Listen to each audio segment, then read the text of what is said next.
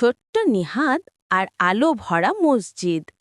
লিখেছেন সাংবাদিক মোহাম্মদ মহিউদ্দিন। একদিন সকালে নিহাদ ঘুম থেকে উঠেই বলল, আম্মু, আমি আজ মসজিদে যাব না, ওখানে তো কিছুই মজার না।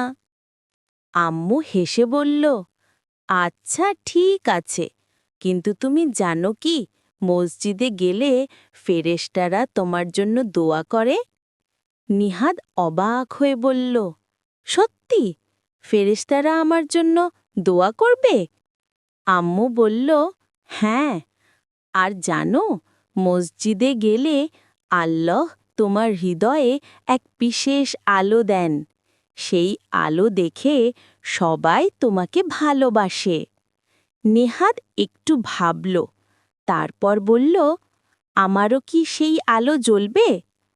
আম্মু হেসে মাথা নেড়ে বলল, অবশ্যই, শুধু নামাজে গিয়ে সুন্দর করে দোয়া পড়লেই। সেই বিকেলে নেহাদ নিজে থেকেই ছোট্ট টুপি পরে মসজিদে গেল। মসজিদের ভিতরে ঢুকেই সে দেখল সবাই হাসি মুখে সালাম দিচ্ছে আর জায়নামাজে বসে শান্তভাবে নামাজ পড়ছে।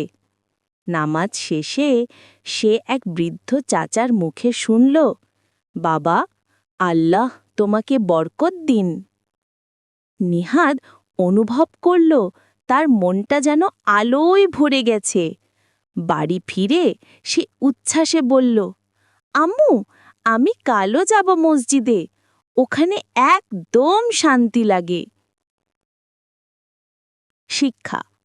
এই গল্প থেকে আমরা শিখলাম, মসজিদে গেলে আল্লাহ খুশি হন, ফেরেশতারা দোয়া করেন আর হৃদয় ভরে যায় আলোতে ও শান্তিতে।